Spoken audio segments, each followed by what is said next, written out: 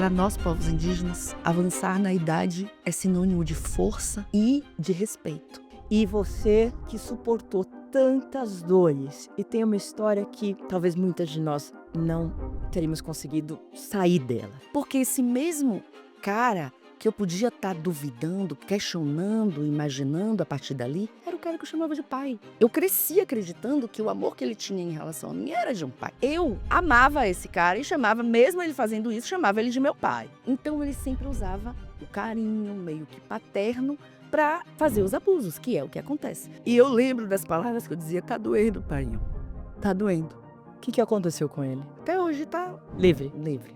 Eles foram te matando dia a dia, desde 3 anos de idade. Até os 37 anos eu vivi na exploração. E eu tenho 42 anos. É dificílimo passar pelo que você passou. Você conseguiu ter 3 filhas. Você conseguiu se relacionar. Ninguém conseguiria se relacionar e ter filhos. Você foi uma ótima mãe. Porque esse país, ele é indígena, todo mundo sabe, mas não adianta só saber, a gente tem que fazer alguma coisa para que pessoas como eu não pensem em desistir. A gente só tá querendo ser parceiro, ser reconhecido pelo que a gente é capaz de fazer. O que acontece quando a dor ela é grande demais pra gente suportar? Algumas pessoas desistem. Outras encontram uma maneira de transformar essa dor em força. A minha convidada de hoje passou décadas tentando compreender a própria história. Sobreviveu à violência sexual na infância, enfrentou o preconceito, viveu um despejo, criou 3 filhas e descobriu que a maior forma de resistência não era apenas seguir em frente, mas impedir que outras pessoas passassem pelo mesmo caminho. Mulher tupinambá, comunicadora, empreendedora social e ativista, Jennifer Bransford transformou a própria reconstrução em uma missão coletiva. Hoje ela luta para proteger crianças da violência sexual, ampliar a voz das mulheres indígenas e mostrar que ancestralidade não é viver no passado, é construir um futuro melhor. Nessa conversa você vai entender como uma história marcada pela dor pode se transformar em coragem, liderança e mudança para milhares de pessoas, de mulheres, de jovens, de crianças. E muito obrigada por você estar aqui, abrindo o caminho para tantas mulheres. E você que suportou tantas dores e tem uma história que talvez muitas de nós não teríamos conseguido sair dela. Então, para as pessoas que não te conhecem, eu queria que você começasse a contar a sua história. Bem, você já me apresentou, né? Meu nome é Jennifer Bransford, meu nome indígena é Becoit Tupinambá. Quando eu nasci, o meu povo estava como extinto, né, Maria? Até os anos 2000. Então, eu sou uma indígena que sempre vivi na zona rural. E aos 3 anos eu sofri pela primeira violência, que foi o abuso sexual infantil, né? Cometido por um padrasto. Eu só fui ter noção aos 11, quando eu contei para minha mãe, ela me mandou para casa do meu pai, que é geralmente uma atitude que acontece quando uma criança é abusada, sempre colocar essa criança ainda mais em vulnerabilidade, aceitando o agressor dentro de casa, acreditando na palavra do abusador, e a criança se torna um algoz. Então você se livra da vítima e continua. E essa não é uma história da Jennifer, essa é uma história da maioria dos casos. E isso é muito triste, porque não existe de fato um acolhimento para essa vítima. Então eu cresci acreditando de fato que a culpa era minha. Então quando eu fui, minha mãe me mandou embora porque eu fui morar com a minha avó paterna. Eu não tinha contato com a minha avó paterna, assim, então tudo a partir dali, mas de uma violência que eu estava sofrendo, um trauma ainda. Porque para entender que eu estava sofrendo um abuso sexual infantil, foram vários sinais. Primeiro, na escola, na sala de aula, e que a escola também é esse lugar que a gente tem como abrigo a vítima de violência sexual infantil, é na escola que, na maioria delas, conseguem externar essa violência. Então, a gente tem esse olhar de a escola como aliada mesmo nesses casos, né? E no meu caso não foi diferente, porque a professora começou a falar sobre corpo humano, aí eu fui me alertando, assim, fui criando os incômodos. Mas Você tinha quantos anos, só pra... Eu tinha ali uns 6, 7 anos, né? Mas começou aos 3 o abuso. Então eu continuou por todos os anos. até os 11 anos. Então, porque esse mesmo cara que eu podia estar duvidando, questionando, imaginando a partir dali, era o cara que eu chamava de pai. Porque eu chamava ele de pai. Eu cresci acreditando que o amor que ele tinha em relação a mim era de um pai. E aí, aos 11 anos, eu me lembro de ter tido um tumorzinho ao lado da minha genitália e minha mãe me levou ao médico. Quando chegou, que ele me botou para examinar, o médico falou, eu só lembro dele tomar um susto e dizer: "Meu Deus, o que acontece com essa criança? Que essa menina parece que já teve relação há mais de 40 anos na vida, assim, tipo, tem", sabe. E aí aquilo me assustou, porque todo mundo ficou assustado, mas ao mesmo tempo eles foram para um cantinho, chamaram a minha mãe, e aí eu saí do hospital com a minha mãe e voltei para casa. Então foi um outro choque, mas sem entender direito. Aí ali eu tinha uns 9, sabe, ainda foi um processo. Então eu: "Ah, deve ser coisa da minha cabeça", e continuou. Você não tinha contado nada do que Nada. acontecia para Não, sua mãe. não, Ela não. ficou sabendo lá Ali no no dia do hospital, sim. médico. Tá. E aí foi criando-se uma narrativa de que eu era ousada, que eu era a menininha que era ousada, a menininha arisca, a menininha que dá ousadia, a menininha que Safada. nesse sentido, pejorativamente, para não trazer o que era pior, mas era bem pejorativo. Então eu fui internalizando isso, dizendo: "Não, ai, é porque eu realmente devo ficar com todo mundo, sou eu". Só que sempre eram homens mais velhos. Mas existia dentro de casa esse passar pano e esse esconder, porque quando eles diziam que eu que procurava, eu acreditava mesmo que era eu que procurava. Só que aí chegou uma hora que eu não vou te dizer qual foi o start absoluto, mas eu lembro de chegar no quarto da minha irmã e dizer: "Irmã, eu acho que Pereba, que é o apelido dele, tá me abusando". Aí minha irmã falou assim: "Como?" Aí eu contei, ela falou: "Então se for verdade, você vai falar com ele". E eu fui. E aí ele estava capinando assim, que ele era policial militar. E aí eu falei pra ele: "Olha, eu contei pra minha irmã que você me abusou".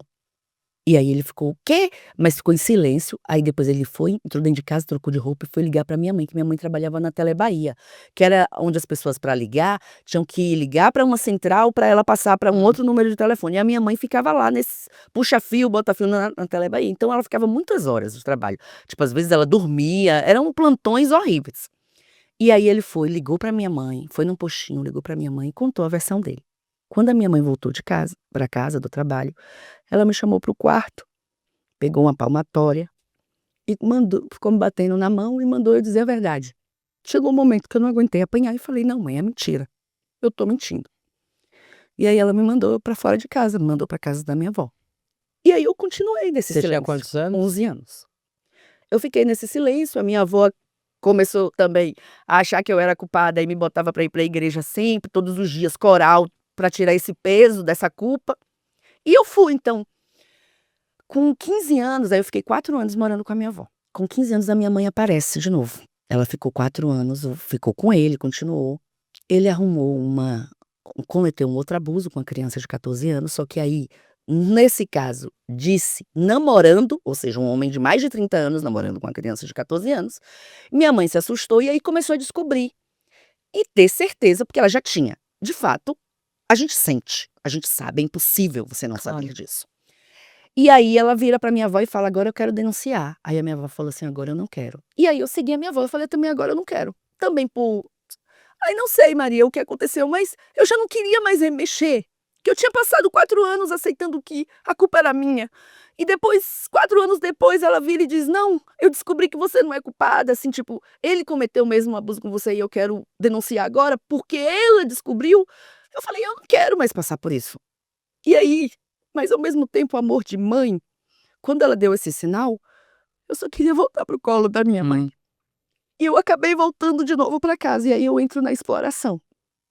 Porque a gente não tinha muita condição, e aí a partir dos 15 anos, Maria, eu começo a me relacionar de fato com homens de 60, por comida, por roupa. Então, Maria, até os 37 anos eu vivi na exploração. E eu tenho 42 anos. Mas eu vivi na exploração porque eu acreditava que era só isso que eu sabia fazer e porque o meu corpo tinha sido criado. E quando eu fui participar do Instituto Liberta, daquela que é a primeira vez o meu relato que eu, né, faço aquele vídeo, ali eu fui entendendo que a culpa não era minha. Eu me lembro de ter eu até falei pra Luciana Temer, eu falei: "Luciana, você tem um vídeo?" Porque eu chorei de uma forma que eu nunca chorei na minha vida, assim. E eu lembro de todo mundo ficar em silêncio, e aí eu fui entendendo, e com essa proximidade com a Luciana, ela dando esse olhar Hum. amplo, eu falei: "Caramba", e eu me lembro que quando eu saí dali, eu cheguei em casa, me olhei no espelho e falei: "Você foi vítima, você não é vitimista", porque as pessoas diziam, Maria, que eu era vitimista, mas eu nunca me olhei assim, mas eu sabia que tinha alguma coisa errada, porque eu me lembro de todas as vezes que eu fui profissional do sexo, ou que foi no meio da exploração mesmo, porque quando eu morava na Bahia, era por troca de sobrevivência. Hum. E na Bahia também eu descobri a profissão do sexo, a ser profissional do sexo, porque eu fui para Salvador, saí do que eu morava no interior, saí do interior, vim para Salvador. Quando eu vim para Salvador, lá tem garotas, tem mulher, que não se fala mais garotas, porque elas disseram que garotas remete à infância, então é profissional do sexo. Lá tinha profissionais do sexo. E eu ganhava R$ 800, eu trabalhava num escritório de licitação, que foi eu também tentei, mesmo na exploração, eu tentava arrumar uns trabalhos, porque eu achava que eu podia, sabe. Mas no final das contas era sempre pouco dinheiro e não dava para eu pagar as contas. Aí eu ganhava R$ 800, pagava 400 de aluguel, mandava 400 para minha filha, e eu só comia biscoito. Aí eu dizia: "Esse negócio não tá certo". E aí, eu conheci um pessoal, umas meninas, e elas me disseram: "Você sabia que você pode ganhar dinheiro?" Porque lá, quando eu me relacionava, não é dinheiro que você ganha. A pessoa que tá lá do seu lado, que já é um explorador, que já é um abusador, que ele não faz isso só comigo, ele mantém essa relação com outras, é sempre ou dar uma roupa, ou dar uma comida, eles não dão dinheiro, porque eles não querem liberar a vítima. Porque eles já são esses abusadores Sim. desse jeito, então eles agem desse jeito. Então eles não me davam dinheiro, eles me davam uma comida. A sobrevivência, tipo, é o mínimo para você sobreviver, é isso que eu vou dar. E era nisso que eu estava acostumada. Tanto que os meus trabalhos todos foram exploratórios, porque eu acredito que as pessoas já sentiam em mim que podiam me explorar. E a Mesmo sua fragilidade é, também. sim, Posso voltar no claro. tempo? Vamos voltar quando você tinha 3 Sim. anos. Você tem essa memória de como foi essa Tenho. aproximação? Eu não tenho uma memória do resto, mas eu lembro a primeira vez Como que eu foi? sinto que tá gravado aqui na minha cabeça. E foi na casa dele, porque nessa época a minha mãe ainda não tinha assumido o marido, ela só namorava. Então a gente visitava ele na Califórnia, lá na casa dele. E ele estava trocando a minha fralda. E eu me lembro de tomar um susto com o susto que ele tomou, porque alguém chegou na porta. Então sabe quando e foi com 3 anos que eu parei, minha mãe fala, e tudo vai certinho. Com 3 anos a minha mãe fala que eu parei de usar fraldas. Então essa lembrança foi a que ele tá trocando a minha fralda, tirando, eu tô o beliche, eu tô na cama de baixo, ele tá trocando, e eu não sei, hoje eu sei, com certeza ele devia estar fazendo um outro movimento, porque eu me lembro de um outro movimento que não era a trocação de fralda, porque aí quando eu me tornei mãe, eu consegui ligar, que eu falei: "Ah, então foi aí que eu descobri Hum. quando aconteceu de fato", porque a memória estava, mas eu não sabia o que era, só era uma memória ruim e um choque. E ele tomou um choque quando alguém se aproximou. E aí eu consegui depois descobrir que ele estava me masturbando. Então ele ficava te tocando. Sim, ele estava me tocando.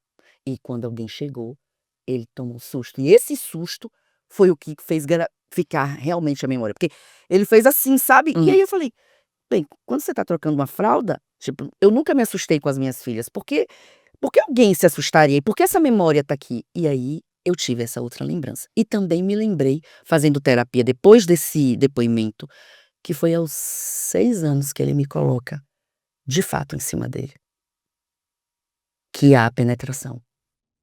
Meu Deus do céu.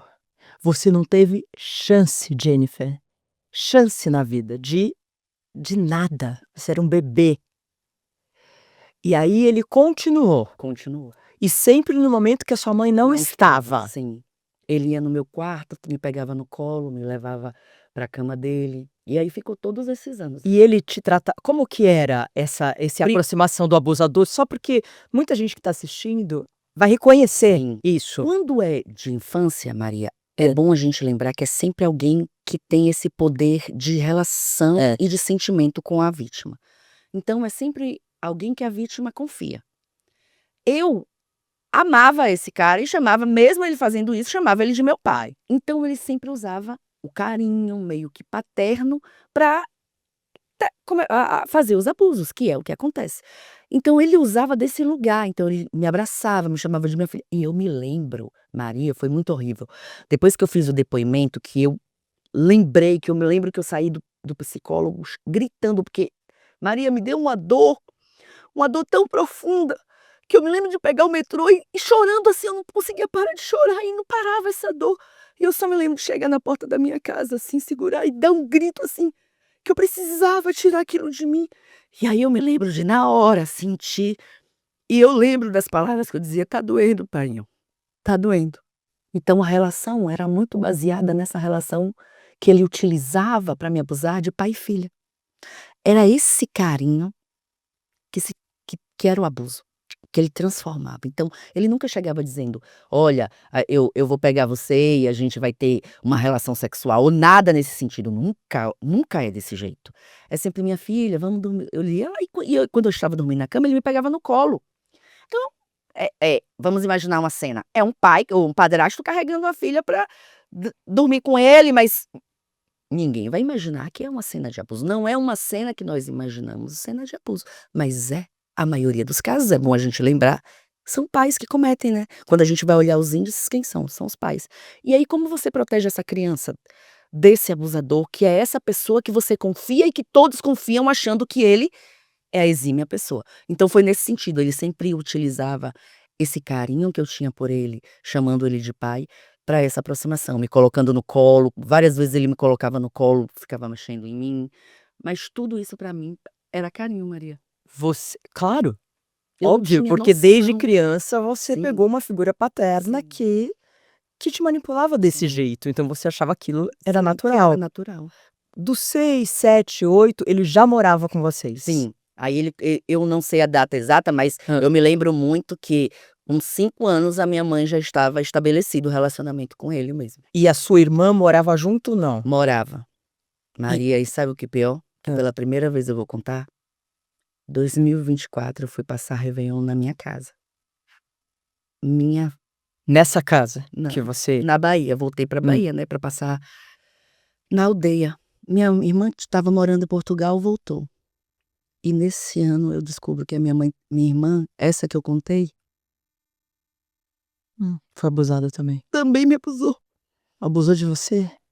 Então Meu quando Deus. ela sabia, quando eu fui contar pra ela Oh, meu que amor. eu fui abusada e que ela mandou eu falar com o abusador, Maria, ela já sabia porque ela também me abusava. E ela contou na frente da minha mãe que ela precisava contar isso, que ela com meu irmão era um incesto, faziam incestos, e eles 2 me abusavam. E Maria foi assim. Quantos anos você tinha? O que que você lembra? O pior é que eu nem lembro que a minha irmã me abusava, se ela dissesse. Eu só tenho uma lembrança de uma vez, assim, eu não lembro se foi nesse mesmo período, eu sei que eu era pequena, de uma lembrança de estar fazendo sexo oral na minha irmã. E eu guardei essa memória porque eu achava que eu era a culpada, que eu que tinha feito, e ela estava dormindo, e aí você vai vendo.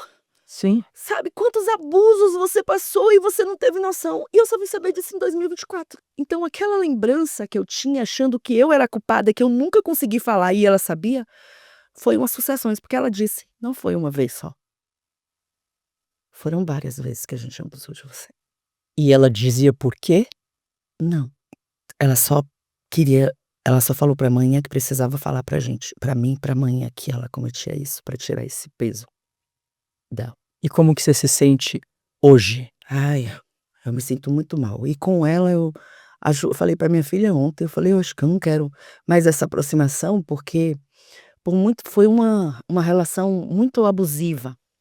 E independente se é irmão, se é mãe, pra mim eu acho que relacionamentos abusivos a gente tem que cortar quando a gente tem os sinais, né. E eu tive vários sinais, e esse último foi o mais grave pra mim, porque eu não tenho essa lembrança, a não ser essa memória, e durante muito tempo eles diziam que eu era mentirosa.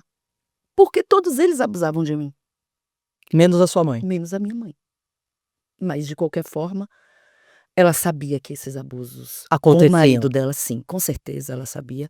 Nunca tive a coragem de perguntar. Até hoje, a gente tem até uma relação, se aproximou depois que eu fiz esse depoimento dela. Tudo aconteceu a partir dali, do Liberta. Que eu fiz esse depoimento, que eu me aproximo um pouco mais, entendendo que esse lugar dela de mãe, ela também era uma mulher que sofria abuso doméstico, violência doméstica. Então, tipo, ela estava dentro, imersa. Mas eu também não posso tirar a responsabilidade, é o que eu falo. Claro que A não. responsabilidade eu não vou tirar de vocês. Você era um bebê.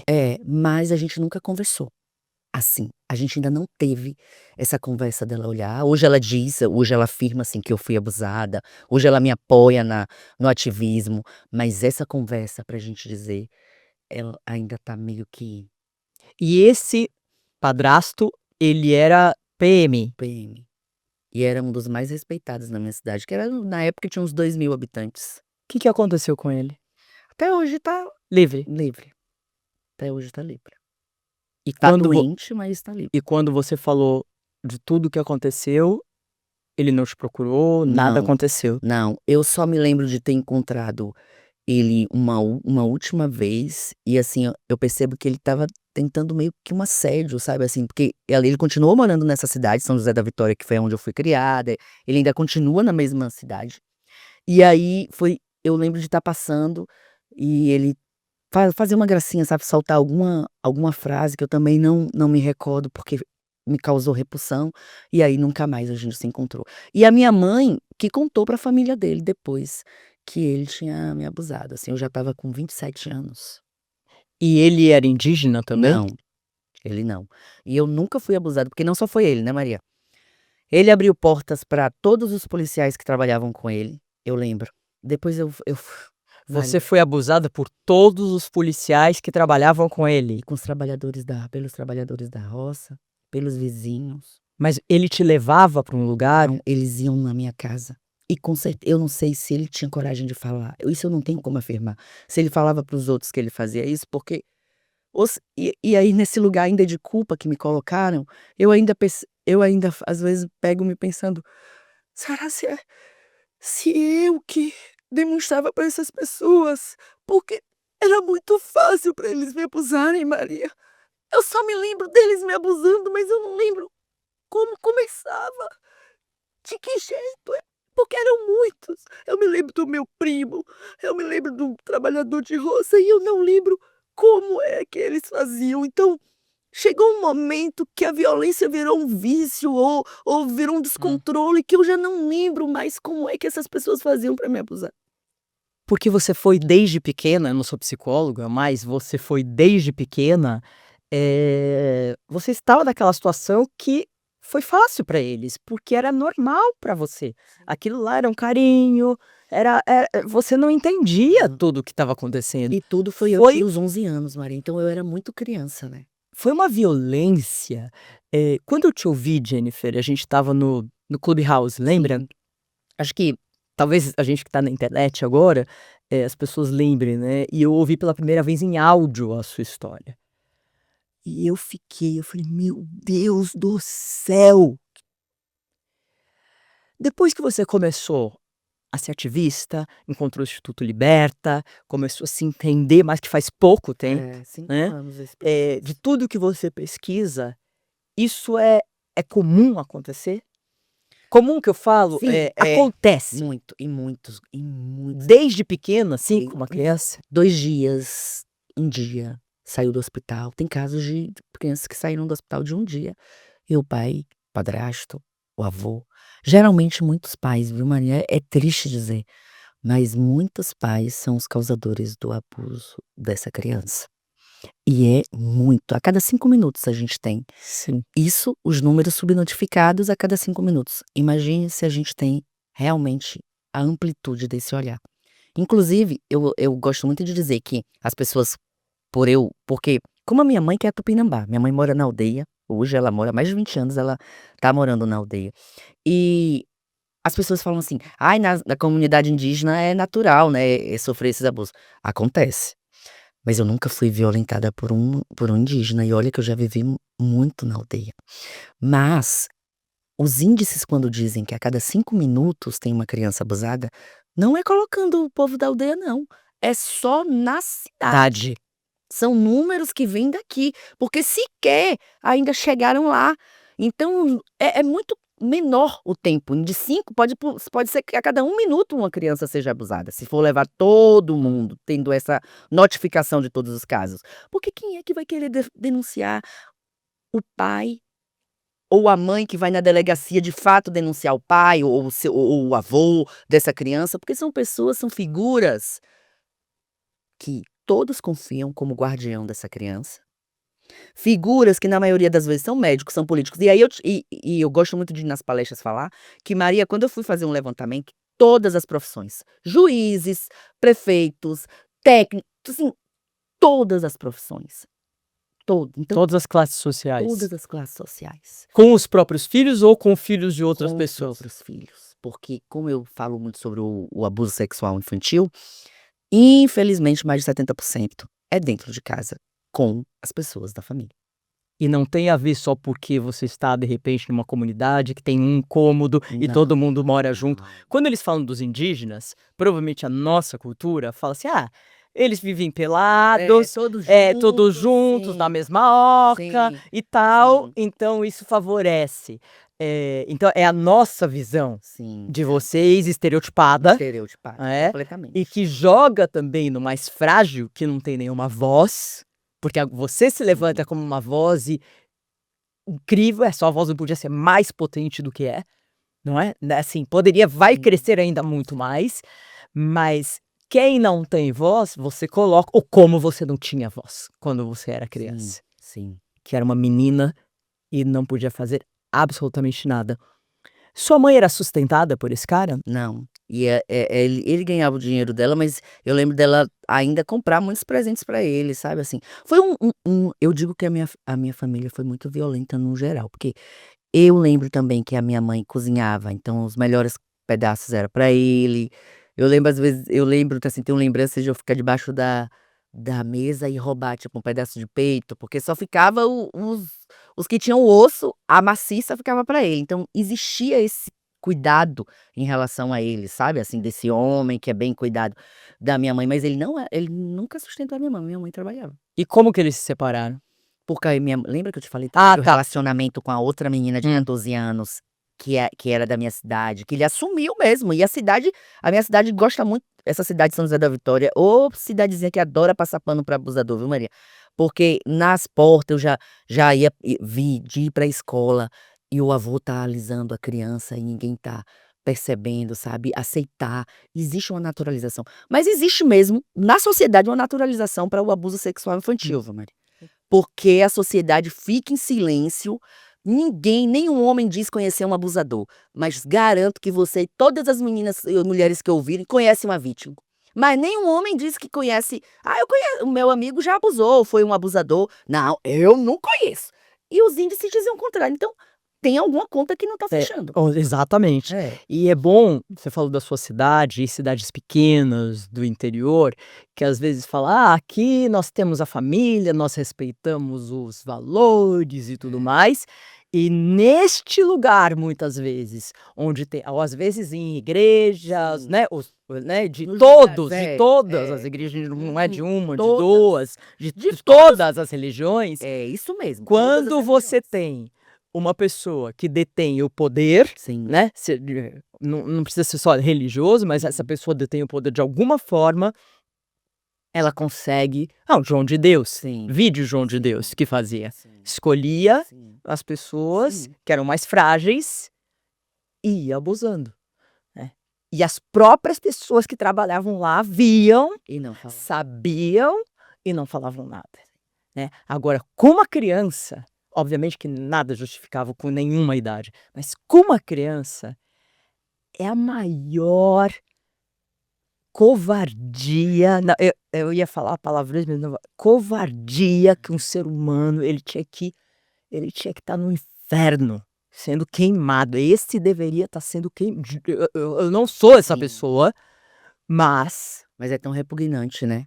E sabe, eu fico muito triste e mais uma vez eu digo que a gente aceita, porque assim, No racismo, uma pessoa negra, ela é morta a cada 25 minutos, né? Eles dizem que a cada 25 minutos tem uma pessoa negra morta.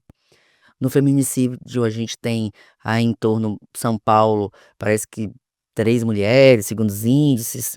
Mas a criança, ela é abusada e a gente está falando de crianças menores de 14 anos. Segundo o fórum, a cada 5 minutos. E se a gente sabe que isso está acontecendo a cada 5 minutos com uma criança menor de 14 anos e não fez nada, no fundo, eu sinto que tá todo mundo aceitando essa cultura do estupro, sabe? Eu chamo cultura do estupro porque se realmente a gente não aceitasse como sociedade um crime desse, já tinha tido apoio para a família ou investigação, já teria criado alguma coisa para que os pais, porque são essa família que abusa essa criança, Sim. para que ela não fosse a única detentora de tudo, controladora dessa criança. Então a gente precisa criar um mecanismo, não um mecanismo de vai tirar a criança de todas as famílias, não, mas tem que ter um acompanhamento psicológico. Isso já deveria ter entrado até como política pública, Então, pelos índices. Porque Maria, é muito a cada 5 minutos. Então, no fundo, acho que o único lugar que dá para começar um trabalho como esse, e já deve ser feito, mas não na proporção que Sim. deveria, é a escola. É Porque isso que você falou, sim. a escola vai conseguir reconhecer, porque a criança ela vai desenhar alguma Sim, coisa, sim, então sim. geralmente, isso que você falou, foi na escola. A Que vê os professora sinais, começa a isso. falar, o papai pegou aqui, ali, no peitinho e tudo. Agora, Jennifer, a pessoa que está assistindo é uma mãe Uhum. ou é uma menina de 15 anos, como que ela reconhece que ela está sendo abusada? O que é o abuso?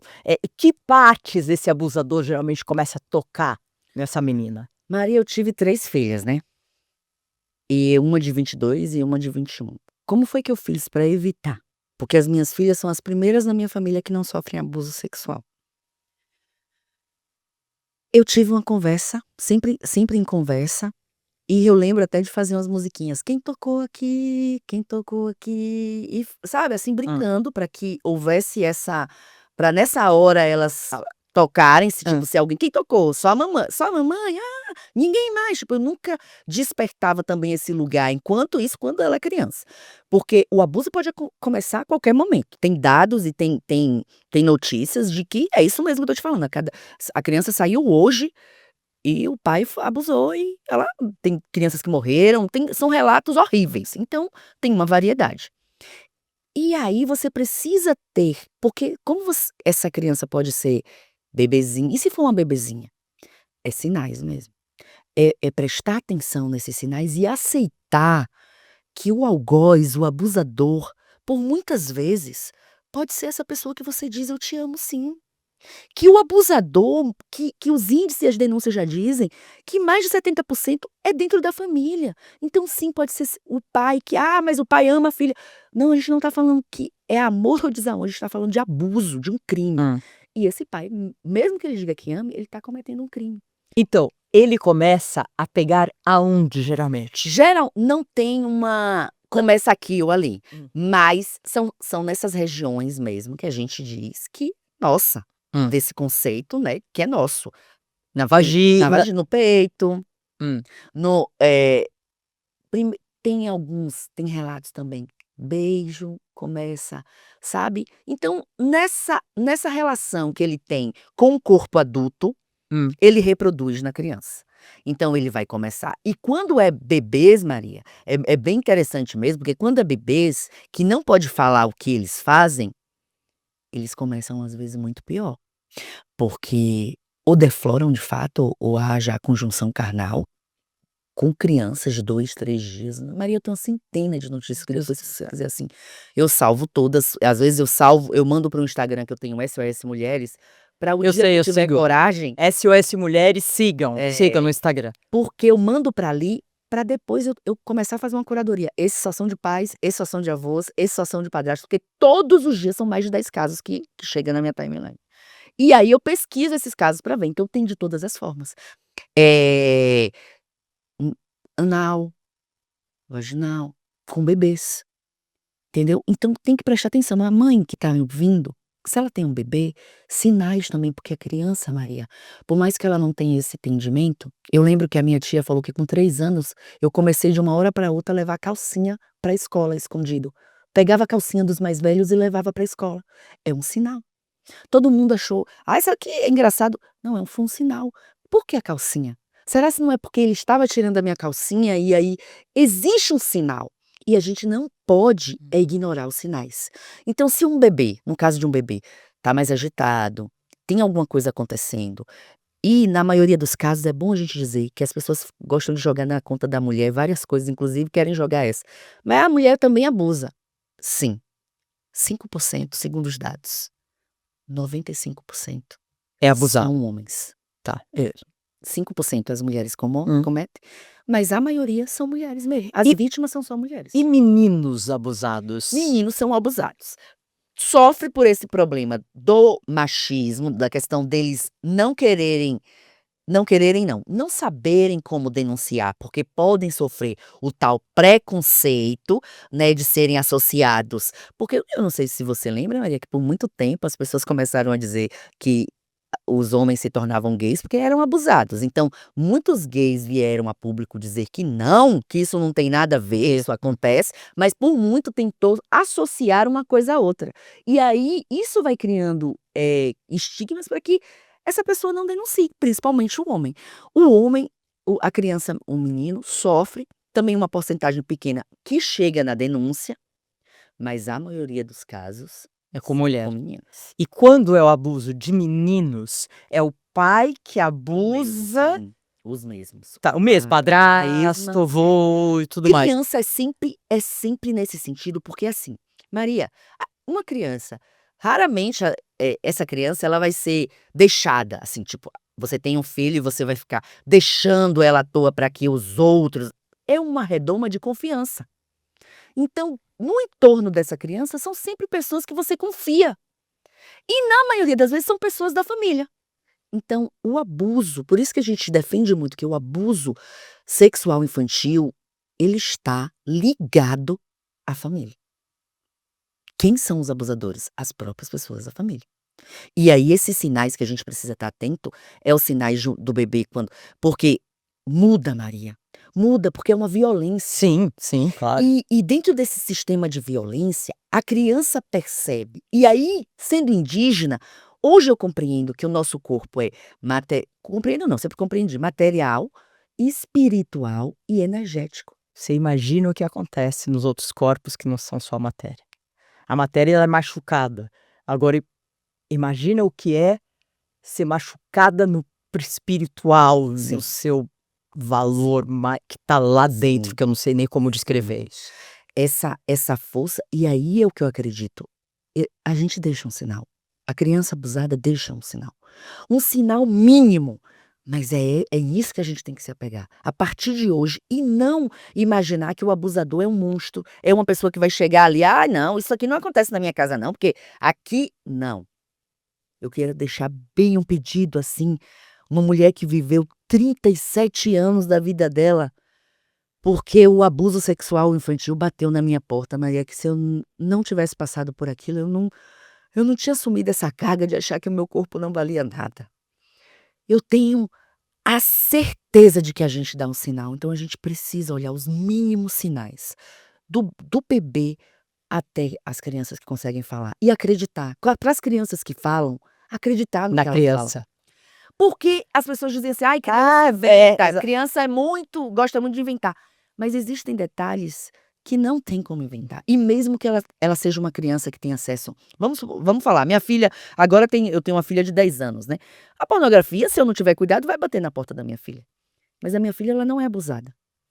E eu percebo o sinal entre uma criança que sofre abuso e uma criança que não sofre, a pornografia para uma criança que abusa é totalmente diferente, o gesticular, a forma em que ela conduz a situação.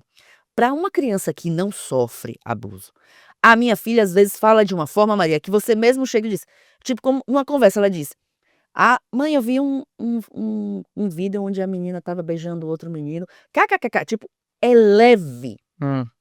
Quando uma criança passa nessa situação que ela compreende também ali, que há essa violência, é pesado, Maria. O jeito em que ela tem, que a gente chama, que aí dá esses nomezinhos, é uma criança ousada, é uma criança que aquilo que você falou, sabe, safada, é que as pessoas gostam de colocar esses termos pejorativos na criança, mas é muito baseado nisso.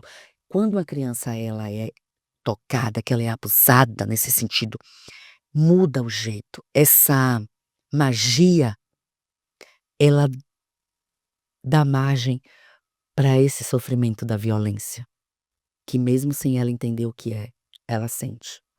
Jennifer, como que você conseguiu ter um homem e casar Olha, Mari. com todo esse trauma, essa invasão, essa...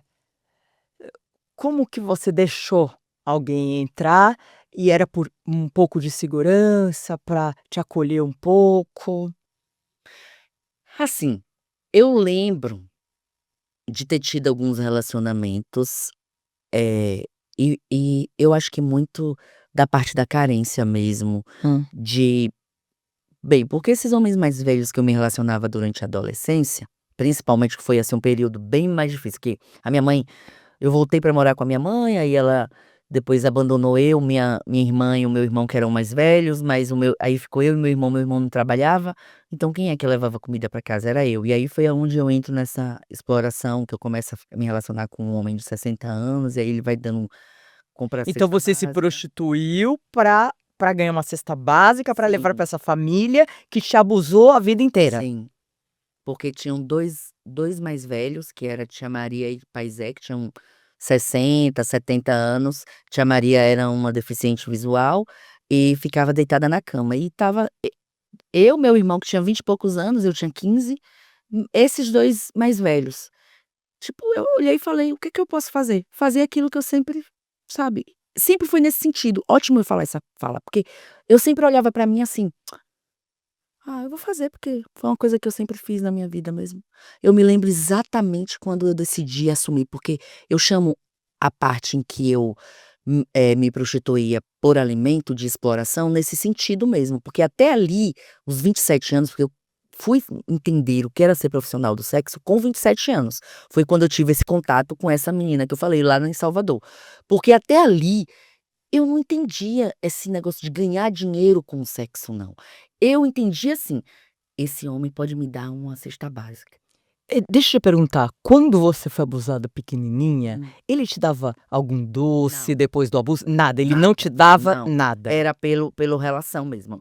Esse Ele te amor. dava mais carinho. Isso. Tá. Era esse lado protetor, Tá, de se mesmo assim preocupava tinha uma comigo. recompensa Sim, de você sim, né? uma recompensa de se achar querida, de ser Sim. cuidada, tinha essa Entendi. recompensa. E aí quando começou a prostituição, você conseguia cesta básica e Sim, outras coisas. sim. Então, você vê como o seu psicológico foi todo construído, tem psicológicos que são construídos com: "Ah, você trabalha, você vai lá, fica lá 12 horas Sim. por dia, sei lá, 8 horas trabalhando, você ganha tal coisa", Sim, né. sim. Mas para você ganhar uma cesta básica, não era através de ir lá, era outra coisa. Era. Que Você vê foi o treinamento que ele fez desde criança mesmo, assim, né, eu imagino. Porque esse era o que eu sentia mesmo. E Maria era muito louco, porque era isso que eu acreditava mesmo. Eu me olhava no espelho e dizia: "Você nasceu pra por que você vai fazer outra coisa? Você nasceu pra isso mesmo". Até os 37 anos eu me olhava todos os dias no espelho, achando que era pra isso que eu tinha nascido. E quando nasceu sua primeira filha? Quando nasceu a minha primeira filha, eu só queria que foi também nesse sistema de não compreender, porque quando você me perguntou: "Como foi que você fez pra casar?". Meus relacionamentos nunca foram saudáveis com No fundo, no espelho eu te perguntei como você deixou essa, É. né, porque com tanta invasão, Como você Você conseguiu se relacionar fora desse peso, né. Mas eu acho que estava tudo meio que entrelaçado, porque a maioria desses homens que eu me relacionei não eram abusadores sexuais, mas eram abusadores psicológicos, eram homens que controlavam. Então, havia ali esse sentido abusivo. Então, para mim, fez parte de toda essa trajetória em que eu vivi dentro dessa violência. Então, esses relacionamentos, eles só faziam parte. A única diferença é que eu me relacionava com eles dizendo: "Dessa vez eu não vou precisar, ele não vai precisar me dar uma feira, ele não eu posso, eu acreditava que eu poderia, sabe, Maria? Oh, meu Deus. Quando a gente ouve, fica à vontade. Vou falar que quando a gente fala que quando a gente fala, pessoas falam: "Ah, eu não acredito. Ah, porque mulher é isso, aquilo", quando a gente vê você assim, é impressionante como a sociedade ainda não muda e como esses caras que deveriam estar todos na cadeia, a prisão perpétua para esses caras, porque assim, é crime, crime mesmo. Eles foram te matando dia a dia desde 3 anos de idade, Jennifer.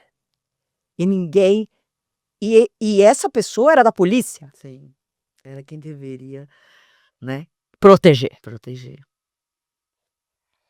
E assim, eh, a minha mãe, né, ela meu Deus, nesse processo dela, eu me lembro dela sempre dizer que eu tinha que me relacionar com pessoas que tinham dinheiro. Então, hoje conversando com a minha filha de 22 que é assim, Maria é a minha parceira, sabe, e ela lê muito, então ela lê uma variedade de livros, inclusive leu o seu com Hum. uma variedade de livros, e que vai ajudando nessa construção. E ela falou assim: "Mãe, todo mundo no fundo ajudou para que você se tornasse uma profissional do sexo". Porque até a minha avó, ela só falava isso, sabe, assim, nesse lugar. Então, foi uma construção, e que se eu não tivesse, Maria, feito o depoimento e conhecido a Luciana, eu acho que eu estaria lá ainda, porque, Maria, a gente montou uma agência, mas todo mundo olha para o indígena achando que ele não é um profissional. Hum. Sim, é outra batalha aí. E aí, Maria, além de ser criança que foi abusada, mulher que viveu nessa situação, eu sou uma mulher indígena desvalorizada. Então eles contratam todo mundo, menos a mim. Todo mundo que me chama pra fazer palestra, Maria, a maioria das minhas palestras é de graça. E às vezes eu tô num palco onde a pessoa que tá do meu lado tá recebendo. Ganhando. Então não é uma desvalorização. Só que como é que eu sustentava as minhas filhas, Maria? Como eu me sustentava? E eu tentei, Maria, de tantas vezes arrumar um trabalho pra ser uma, porque eu achava que eu não era digna. E eu tentei várias vezes, assim como eu tô tentando, Maria, 5 anos que eu saio desse mundo, mas sofri um despejo. Até ontem, Maria, eu não tinha nem dinheiro pra comprar comida, porque as pessoas não me pagam direito, me enrolam. É nesse lugar. E aí quando você fala, sabe, o maior ga o maior trauma que eu carrego desde os 3 anos é achar que eu não mereço e que eu mereço acabar com a minha vida, Maria, porque todos os dias, desde os 11 anos de idade, eu penso em suicídio. E você continua pensando isso de si? Todos os dias. Semana passada, assim, eu pensei tanto em desistir, eu falei: "Já chega, eu tô tão cansada, eu não aguento mais, porque eu não sei mais o que fazer, eu não sei o que eu posso melhorar, eu não sei mais o que fazer, eu só queria ser uma pessoa normal, Maria. Só queria isso, mas não adianta, sabe, não é muito difícil tudo, o racismo, Maria. A maioria das pessoas e aí quando eu me aproximo desse depoimento, que eu me aproximo da causa indígena, que eu percebo o quanto ninguém você vai num corporativo, é 0% de mulher indígena no corporativo, é menos de 1% de pessoas indígenas. Violência aumentou mais de 500% com mulher indígena. E aí quando você vai olhar toda a estrutura, que eu olho pra minha história, é mais uma, sabe, assim, tipo, eu tô no meio de centenas, não é só o caso da Jennifer, o caso da Jennifer foi porque ela publicizou isso, ela jogou pra lá. Mas acontece, e aí você diz: "É um sistema, como é que eu vou lutar contra o sistema?". E vai dando um cansaço que você diz: "Cara, desiste". E eu pensei, Maria, é porque eu amo tanto as minhas filhas, Maria, eu consegui ser uma boa mãe. Elas não foram abusadas. A minha filha tá na faculdade federal, Maria, Que fazendo. lindo. Eu consegui, eu olhei pra mim e disse: "Pelo menos você fez uma coisa boa. Se anima e segura mais um tempo que vai dar certo". E eu segurei, Maria, mas foi tão forte, Maria. Eu fiquei uma semana que eu não dormia, e eu subia no prédio lá da ocupação, dizia: "Eu vou acabar com isso agora". E eu lembrava das minhas filhas, porque eu Da sua quero mãe. ser uma mãe diferente. Você é uma mãe diferente. Você tinha tudo, eu vou te falar, você tinha tudo pra acabar com a sua vida com 10, 11, 12, 15. Você tem quantos anos hoje? 42. 42. Eu te conheci em 2026, foi em 2020 que eu te conheci. Já faz 6 anos. Quando eu te conheci, ninguém conhecia a sua história. A gente começou a ouvir aos poucos a sua história lá no Clubhouse. Há 6 anos. Hoje, muitas pessoas conhecem a sua história. Muitas pessoas que estão assistindo aqui, ouvindo sua história, elas vão compartilhar a sua história, esse vídeo. Elas vão compartilhar para outras indígenas, para pessoas que estão, de repente, que conseguiram sair do abuso ou que estão um pouco, que estão conseguindo lutar e que têm mais força que você. Então, acredita que isso é a força, eu não sei como você chama o eterno, vocês indígenas, Tupã. É. Isso é a força de Tupã sobre você. Quando a gente começou a falar aqui, antes da gente sentar, você fez o canto e você falou que as guerreiras são as guerreiras É. que estão chegando. Você é uma guerreira. Você é forte. Você ultrapassou muito mais do que 0,0000. Ninguém. É dificílimo passar pelo que você passou. Então, isso é motivo de orgulho. De como você está se tornando cada vez mais uma mulher incrível. Você conseguiu ter 3 filhas. Você conseguiu se relacionar. Ninguém conseguiria se relacionar e ter filhos. Você foi uma ótima mãe. Você tem filhos na faculdade. Você é uma pessoa que você tá nos eventos falando sobre isso. Você conheceu a Luciana Temer, que é uma pessoa incrível, com o Instituto Liberta. Não existia isso há 6 anos. Não existia isso há 6 anos. Então, tá acontecendo. Confia. O que tá acontecendo? Eu falo isso do fundo do meu coração pra você. Eu recebo, Maria. Porque quando eu ouvi a sua história, eu falei, um dia eu vou querer contar essa história dessa mulher. Porque não é possível. Não é possível que isso possa acontecer. Que isso possa ter acontecido e que isso possa continuar acontecendo. Continue acontecendo, né? Se a gente não tem você, olha o que vai acontecer. Que se a gente não tem você, com uma história tão forte, com um depoimento tão real, outros bebês e bebês e bebês e crianças de 3 anos e crianças de 6 anos vão continuar sendo abusadas. Sabe por quê? Porque quem entra numa causa que nem essa, não sou eu, nem aqui, nem ali. É quem viveu isso como uma dor tão grande, como uma facada todos os dias. Aí você tem, isso tá dentro de você. Isso sai de você. Isso tá nas suas mãos, na sua pele, na sua fala, tudo, na sua energia tá aí. Ninguém vai poder fazer o que você pode fazer. Eu não posso fazer o que você pode fazer. Porque eu não tenho esse lugar de fala. E não porque eu não nasci indígena ou não fui abusada. Porque você foi abusada sucessivamente. Então a sua história tem que ir pra fora, sua história tem que virar livro, sua história tem que virar filme. Para que nunca mais aconteça. E para que a gente possa organizar esse sistema de justiça. Mas é tudo muito lento. Mas as coisas vão caminhando. É isso, né, assim, fazer um movimento, né, Maria, assim. Eu vou e volto, aí são semanas muito tensas, porque eu fui diagnosticada mesmo com depressão severa, né. Todos os anos eu venho tentando me cuidar. E você toma medicação, alguma O medicação? óleo da maconha só é a única que eu uso. E E ajuda? ajuda muito, porque eu tentei também remédios, já venho tentando, né, desde os 11 anos eu fui diagnosticada com depressão severa.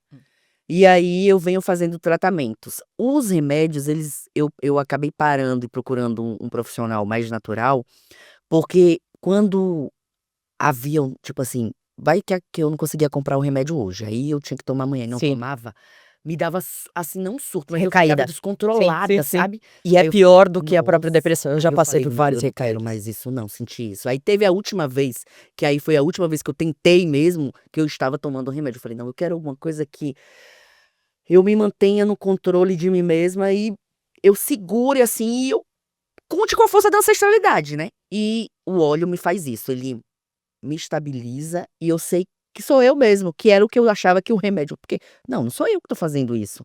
E aí eu tenho sentido.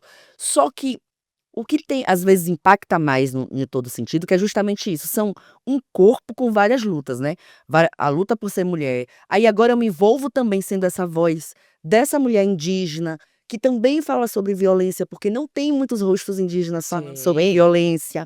E aí você vai ocupando esses espaços, então teve a primeira confe a terceira Conferência Nacional de Enfrentamento à Violência Sexual Infantil, em Brasília, não tinha uma mulher indígena. Aí eu que estava lá, fui pedindo a uma a outra para me ajudar e cheguei lá. A Childhood eu mandei um e-mail e pedi que a Childhood, sabe, Sei.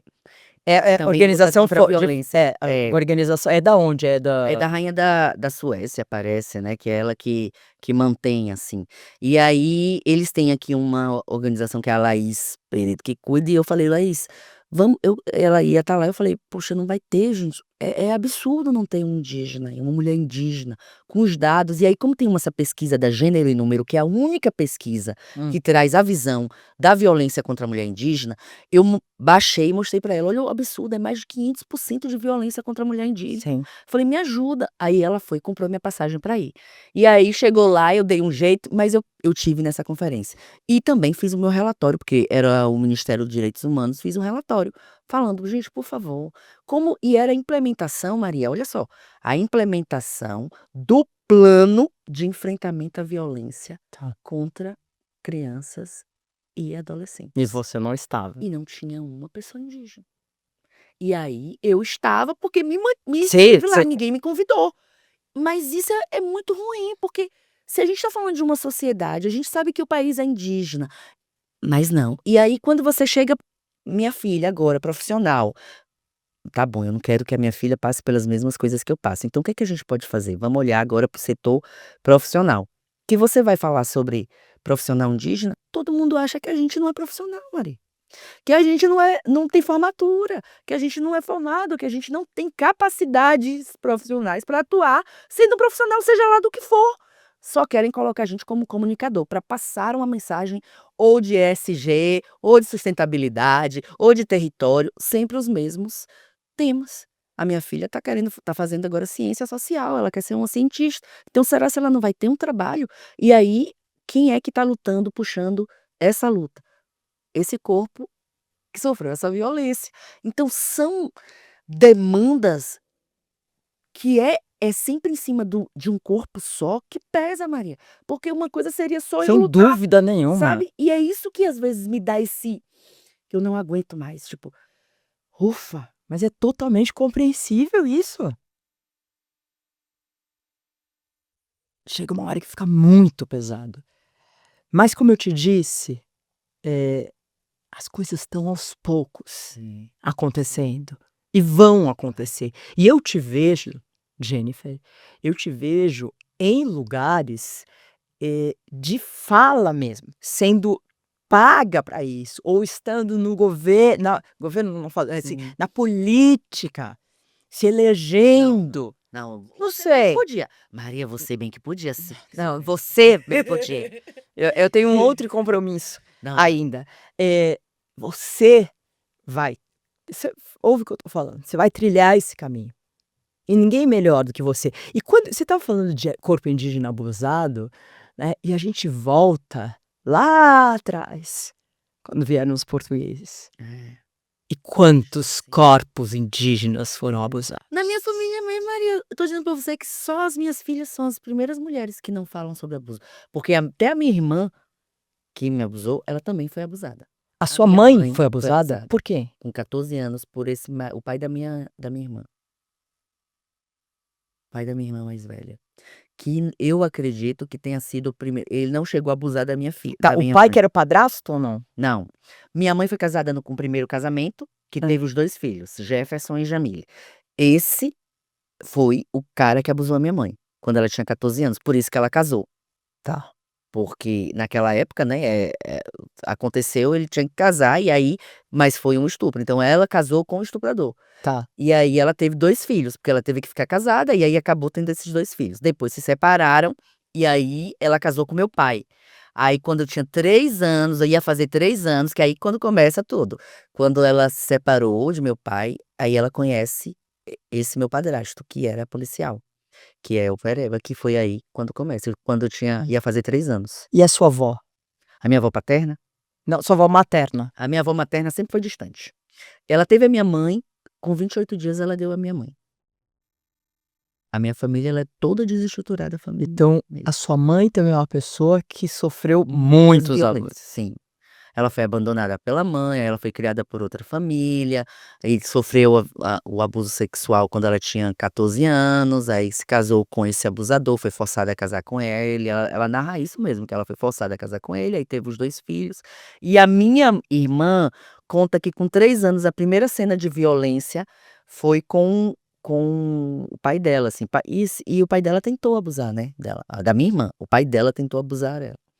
Então, foi uma família que viveu mesmo todas as violências. E o meu irmão acabou se suicidando com 33 anos. Seu irmão, aquele que te abusou também, É, mais velho que eu. e ele foi abusado?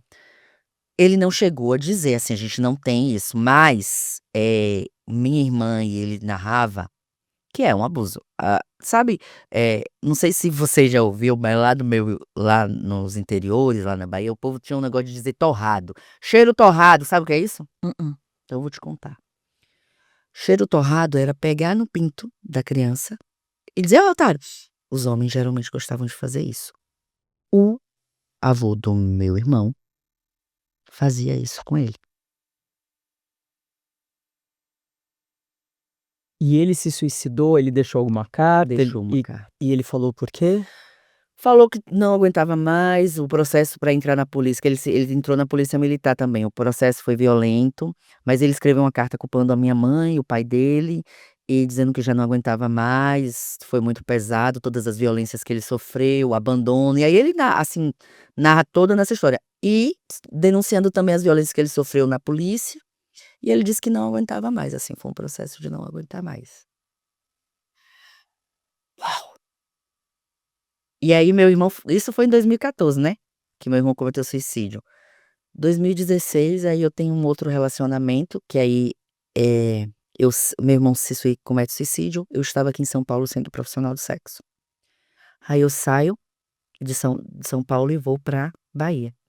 E aí eu conheço uma pessoa que eu começo a trabalhar com licitação, que foi o mesmo trabalho quando eu ganhava 800, que eu falei que eu pagava 400 de aluguel, eu mandava 400 pra minha filha, que eu entrei a primeira vez para ser profissional do sexo.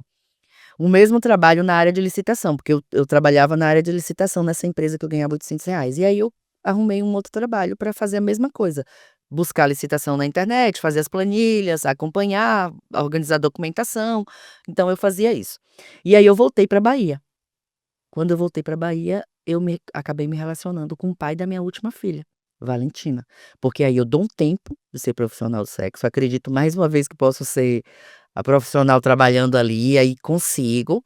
Fiquei, quando é 2016, isso 2014, quando meu irmão comete suicídio, eu conheço o Flávio. 2016 ele é assassinado.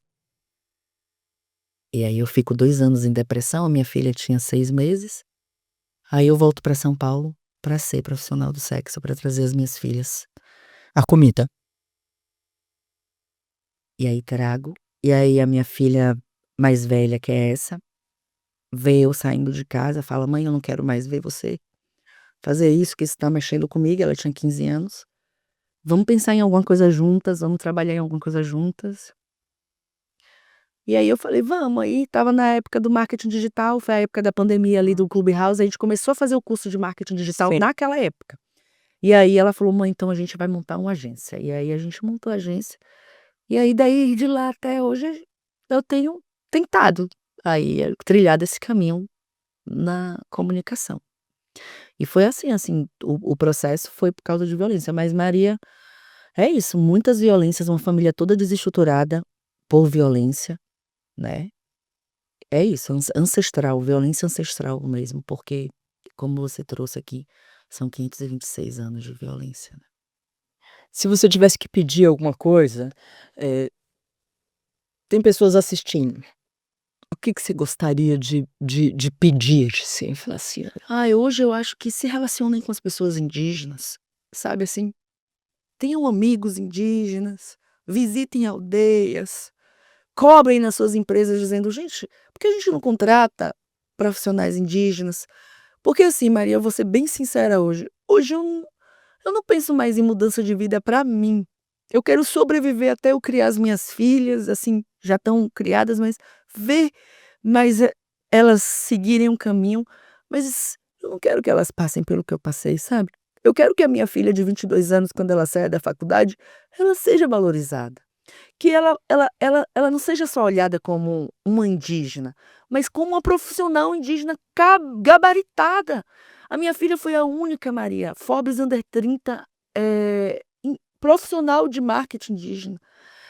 Se for eu vejo os outros, e aí eu tenho que racializar, Maria, essa conversa, os profissionais brancos que saem na Forbes, eles conseguem avançar. sim, eu sei. A minha filha, Maria, foi demitida em fevereiro.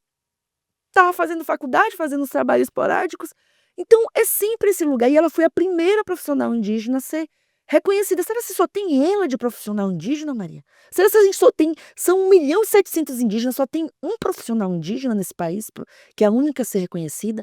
Então, há tanta violência nesse sentido, que acaba violentando também. Aí eu sofro de gênero e de raça, porque eu sou indígena e sou mulher. E tenho 3 filhas mulheres, então o que que eu quero pedir? Ajudem a população indígena, porque esse país, ele é indígena, todo mundo sabe, mas não adianta só saber, a gente tem que fazer alguma coisa para que pessoas como eu não pensem em desistir, porque sozinha, Maria, é muito difícil a gente lutar por esse movimento, porque a gente não está querendo tomar o lugar de ninguém, sabe? A gente só tá querendo ser parceiro, ser reconhecido pelo que a gente é capaz de fazer. E aí, mais uma vez, a gente está fazendo isso agora junto com o Pacto Global, eu não sei se você sabe, mas eu sou conselheira do Pacto Global agora. Ah, tá vendo? Que As maravilhoso, coisas parabéns. as coisas têm avançado nesse sentido Claro que tem, sim. 6 anos atrás ninguém sabia de nada. Não. Hoje eu faço parte do Grupo Mulheres do Brasil, que é da Luísa Helena Trajano, Hum. nessa questão da violência. Sou uma ativista que as pessoas, não posso negar, têm um respeito com o meu trabalho, principalmente na questão da violência, mas, a gente precisa avançar. O que a gente está falando nesse sentido é de avançar. E como é que a gente está criando esse movimento? Junto ao Pacto Global, vou ser conselheiro, acho que são 2 anos de conselho, eu falei para eles: "Gente, a gente precisa trazer também a perspectiva", porque a gente está falando que para uma mulher sair da redoma de violência, e aí trazendo para a violência doméstica, aí ela precisa ter o quê? Ser independente. Precisa estar fortalecida financeiramente para que ela não seja dependente desse abusador. E a mulher indígena que não está inserida nesse lugar? Então, como é que a gente vai falar de pacto contra o feminicídio ou pacto contra a violência contra a mulher, se as mulheres indígenas elas não estão inseridas nesse lugar? Então a gente chega com um pacto, com um projeto chamado Reflorestar o Corporativo, e diz para eles: "Vamos tentar falar sobre, empregar indígenas", e eles aceitam, e agora a gente está lançando o Reflorestar o Corporativo. E aí o Sebrae, junto se gosta da iniciativa, convida o pacto e a gente para tentar fazer reflorestar o empreendedorismo, Hum. porque também os dados são de 0% e 1% para povos indígenas, então eles querem trair. Então, a gente está criando esse movimento. Mas não se ganha nada. Não, ainda não. Você não ganha R$1. Não. Ainda é um movimento do ativismo, que cansa mesmo, porque é isso que eu te falei, né, eu fiz mercado, hoje foi um dia de sorte, além de estar olhando para esses seus olhos que brilham, são lindos, dá vontade de ficar olhando o tempo todo, mas hoje eu consigo também fazer a feira da minha casa, que já estava há uns 15 dias lá vazio, Hum. e então é um lugar que como é que você luta Sim. sem condição, né? Sem esse seu corpo estar alimentado, sem esse seu corpo estar seguro, passando Sem sua por uma cabeça poder vulnerabilidade. funcionar. E o pior, assim, é que eu digo, para todos os movimentos que eu luto, quando uma pessoa me chama para palestrar, ela diz: "Você mora onde?" Eu digo: "Moro na ocupação 9 de julho". E eu acho que por algum momento elas acham que eu moro na ocupação porque eu gosto. Ou é um movimento. E aí eu quero deixar claro, gente, que quem mora ali não é porque gosta. Quem mora numa ocupação é porque não tem outro lugar para ir morar. Ou mora ali ou mora na rua. Eu não posso morar na rua, gente, porque não é possível. Eu tenho que morar em algum lugar, então a gente vai morar onde? Numa ocupação. Só que a ocupação 9 de julho já tem esse trabalho estabelecido, né? Hoje ela são mais de 20 anos que ela ocupou aquele prédio do INSS que fica no finalzinho da Rua Augusta.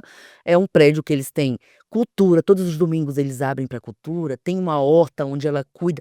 Então, existe um projeto ali para além só da ocupação desses moradores, e que foi o que me acolheu quando eu sofri despejo.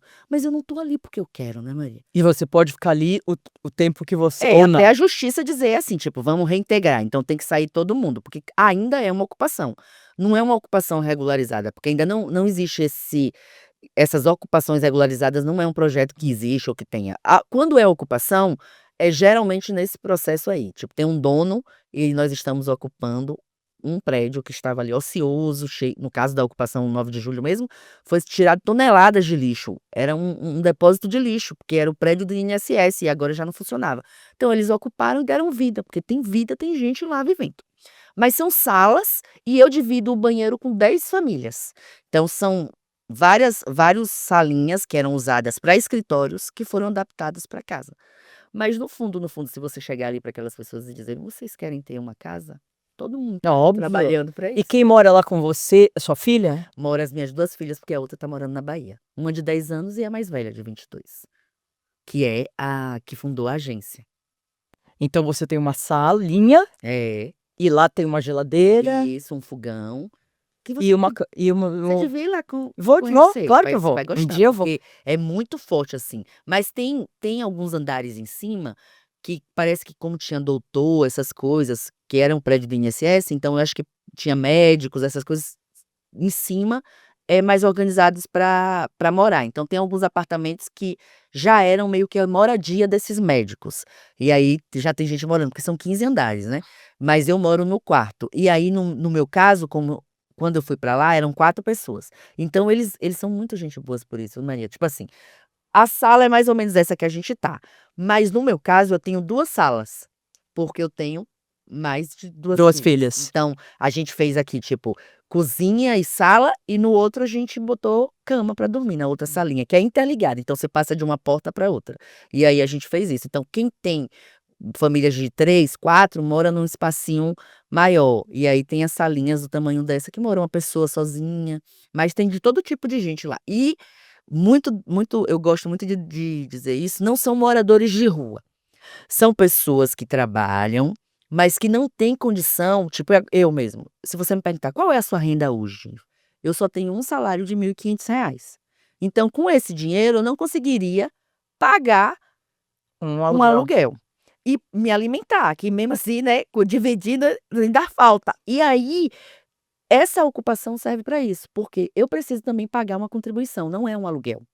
É uma contribuição para o movimento, porque o que que eles fazem, Maria? Enquanto a gente está ali, a ocupação tem esse sentido rotatório, que é te colocar num programa Minha Casa Minha Vida, para que você seja aceito num programa, para que você saia dessa situação. Então, enquanto você não organiza a sua vida, você fica ali. Não pode ser morador de rua por isso, porque geralmente quem mora na rua já está numa situação mais difícil, que raramente tem um emprego ou tem uma situação dessa. E quem mora em ocupação, não. É uma pessoa já preparada que pode pagar uma parcela de R$ 200, R$ 300, porque são moradias mais baratas, onde você é sua, mas são divididos em parcelas mais baratas. E aí, a ocupação faz esse sentido, ele organiza você que foi despejado, não tem onde morar, mas tem um recurso, uma condição de pagar para que você tenha a Minha Casa Minha Vida, que é esse o meu sonho. Vai dar certo. Jennifer, se a pessoa quiser, contactar, te contratar, é como? Olha, a gente tem o Instagram da BND Digital, só é botar BND Digital, vai aparecer lá. Tá, B de bola, B de N de bola. navio, D de dado. da Digital. Aí botou isso aí, vai estar lá. Mas tem o meu Jennifer Bransford também, E tem o de Nayá Tupinambá, que é fácil, que é o da minha filha. Qualquer um desses 3 estamos nas redes. Tá bom, a gente vai colocar aí na tela, já colocaram, e também na descrição, Obrigada, para que as Tatiana. pessoas possam te encontrar. Ai, que ótimo. Ah, meu Deus. Maria, Conte comigo, tamo tá? juntos. Vamos lá, já 6 anos. 6 anos Vai dar juntas, certo, vai dar certo. vai. E você que acabou de eu nem sei o que falar, né? Foi uma O que a conversa muito gente forte, fala? né? Compartilha. Isso que eu quero falar, compartilha para o maior número de pessoas assistir esse vídeo, a história da Jennifer. De repente você mora ao lado de uma pessoa que tem um filho, uma filha que está sendo abusada. Então, vamos fazer essa rede Sim. coletiva, e a internet é boa para isso. Sim. A internet, isso que é bom na Sim. internet, né? É para isso que serve a internet, no É fundo, pra isso, né? no Que fundo. deveria servir a A internet. gente tem que usar a internet para criar redes saudáveis, né? E de Isso. proteção. É isso aí. É isso que a gente tem que fazer. Mas eu não quero só que compartilhe o meu não, porque, Maria, você sempre está envolvida em projeto de impacto. O livro que você fez não foi você poderia escrever sobre qualquer coisa, sobre as pessoas famosas que você entrevistou, você poderia escrever sobre qualquer outra coisa, mas você resolveu escrever um movimento de impacto. Então você sempre está envolvida com alguma coisa de impacto. Então eu peço aqui a quem está me ouvindo que essa conversa foi pesada, mas é uma realidade, como eu disse, a cada 5 minutos a gente tem uma criança sendo abusada, então enquanto a gente esteve aqui foram várias crianças e a gente precisa criar uma corrente do bem para acabar com isso, para a gente cobrar políticas públicas realmente que enfrente de vez essa violência, mas todas as outras conversas que virão, porque só quem vai passar e quem está do lado da Maria não é só, nem é propagador de bets, nem é propagador de crimes, é movimentos de cura e movimentos E que vamos transformam juntas, a porque as sociedade. guerreiras estão chegando. É isso A mesmo. última pergunta é sobre o seu manifesto. Seu manifesto é tudo isso, né? Resume uma, não sei. Eu sempre pergunto qual é o manifesto da pessoa, mas é totalmente já, o seu manifesto já foi falado. É, Mas, eu fala. acho que o meu manifesto é que nós nunca esqueçamos que essa terra é indígena, que nós estamos num país indígena e que nós, assim, eu falei de suicídio, falei o quanto o cansaço às vezes faz isso com o corpo, e a gente está num sistema que tem tirado essa coletividade, essa "me dá a mão, que eu te dou a mão, vamos juntos", e nós indígenas temos essa coletividade ainda muito forte. Eu acho que talvez o manifesto é esse mesmo, vamos lembrar que esse território indígena é ancestral e que só no coletivo para a gente conseguir avançar. Sem dúvida nenhuma, muito obrigada. Muita gratidão mesmo né? por você estar aqui e por você abrir os nossos olhos, abrir os meus olhos, abrir os olhos de todo mundo que está assistindo para realidades que muitas vezes a gente esquece. A gente fala, ai não, dá muito trabalho, né? Pensar sobre isso, então vamos fazer. É sensível Então, demais. é exatamente muito violento. É. É melhor a gente esquecer um pouco, porque é tanto sofrimento. Só que se a gente não lidar com o sofrimento, a gente não vai evoluir como planeta. Sim, Isso é muito difícil. sim. Mas a gente vai conseguir. Vai. Eu sou otimista. Se Maria, inscreve no canal. Você que tá aí desse lado, se inscreve no canal se inscreve. e vambora. E para terminar mesmo, Ah. só aqui, ó.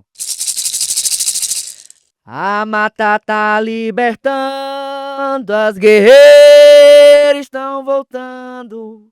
A mata tá libertando, as guerreiras estão voltando. Com a força do licuri, as guerreiras estão aqui. Com a força do licuri, as guerreiras estão aqui. Rea, rea, rea, rea, rea, rea, ho. Rea, rea, rea, rea, rea, rea, ho. Com a força do licuri, a Maria está aqui. Com a força do licuri, a Maria está aqui. Auere, muito obrigada. Assim seja. Te amo. Eu também te amo muito, Maria. É isso aí. É por isso que a gente tá vivo, gente. É só por isso. Não é por nada mais.